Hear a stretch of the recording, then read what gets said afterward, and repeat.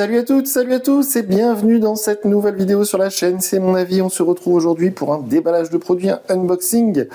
Et comme vous pouvez le voir, aujourd'hui on va déballer, j'ai envie de dire, encore un Motorola. Motorola, c'est l'une des marques les plus actives sur le marché. Ils sortent beaucoup de modèles tous les ans. Ils ont plusieurs gammes. Ils ont la gamme Edge. On a testé il n'y a pas longtemps le Edge 50 Pro. Ils ont la gamme Razer avec les téléphones pliables. Et on a aussi la gamme Moto, qui est donc la gamme, on va dire, entrée de gamme, c'est le cas de le dire, c'est-à-dire avec des produits accessibles, avec des tarifs toujours très compétitifs. On avait déjà testé pas mal de Moto G qui se finissent par un 4, donc la gamme actuelle, avec le Moto G34, le Moto G24, le Moto G54. On n'a pas eu chez nous en France le G04, je ne sais pas pourquoi, il est sorti dans d'autres pays, mais le G04 tout court, il n'est pas sorti chez nous. Et donc là, on a le G04S. C'est un smartphone qui est proposé à 129 € seulement. C'est vraiment pas cher, sachant que c'est du vrai Android, hein. C'est pas du Android Go, donc c'est une vraie version d'Android 14 avec 4 Go de mémoire vive. Là, on nous annonce jusqu'à 8, mais ça, vous savez ce que j'en pense, hein. C'est un peu bidon, c'est-à-dire qu'en fait, soi-disant, Android peut prendre 4 Go de plus sur le stockage, mais le stockage étant beaucoup plus lent que la mémoire vive, et ça n'a pas trop d'intérêt.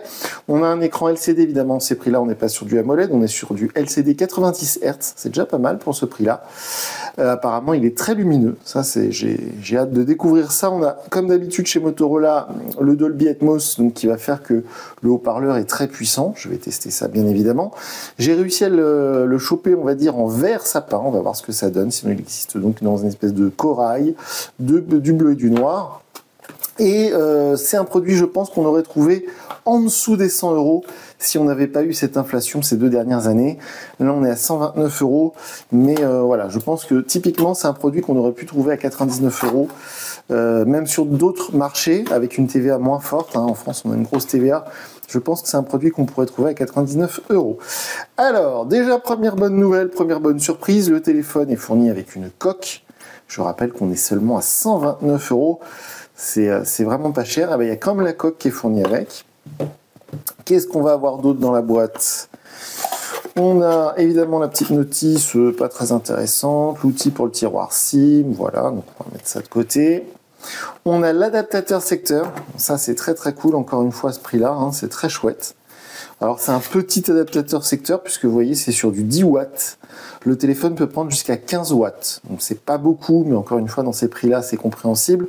C'est un chargeur USB-A, on n'est pas en USB-C, donc c'est un chargeur vraiment pas cher, mais bon, c'est quand même 10-15 €, donc c'est toujours ça de prix, c'est toujours ça de gagner, surtout que quand on a des téléphones dans ces prix-là, moi je sais ce que c'est, quand on a vraiment très peu de moyens, on a 130 €, ce qui est déjà un gros budget pour certaines personnes, hein, faut vraiment garder ça en tête. Et bien là, on n'a pas besoin d'acheter de coque, on n'a pas besoin d'acheter de chargeur, tout est déjà fourni dans la boîte, y compris bien sûr le câble USB-A vers USB-C. Donc c'est très très cool, tout est dans la boîte, il n'y a rien à racheter, il n'y a rien à rajouter. Hop, donc le téléphone en lui-même. Alors, vous voyez qu'ils nous mettent en avant, je ne vous en ai pas encore parlé, mais il y a un capteur principal de 50 mégapixels.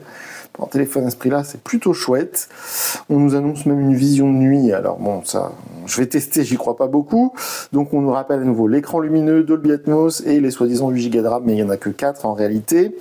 On va enlever la coque pour voir un peu mieux le téléphone. Alors je précise que l'écran, c'est assez choquant, je trouve, dans ces prix-là, mais l'écran est traité Gorilla Glass. Donc c'est-à-dire qu'il est protégé par Gorilla Glass.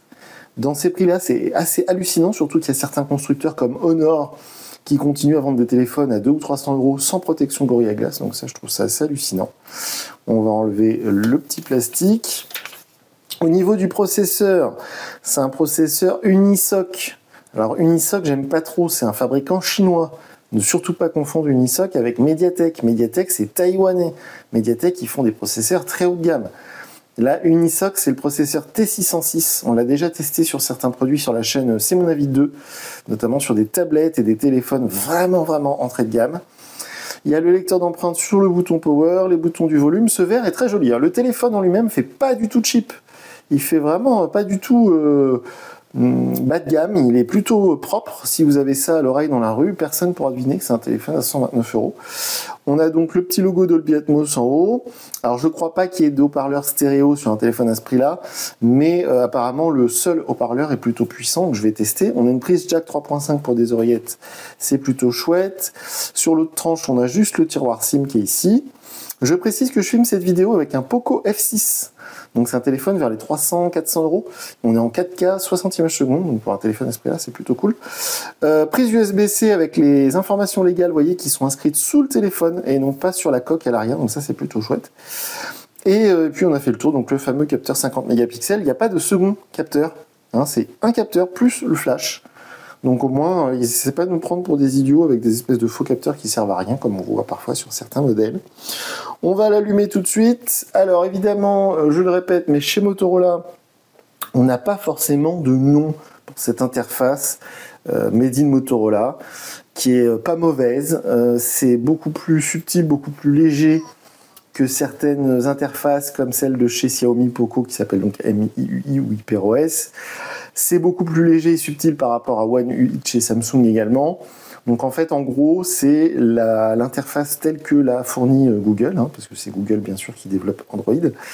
Et Motorola, il change pas grand-chose. Par contre, ce qui est assez agaçant toujours avec Motorola, c'est qu'ils nous mettent des...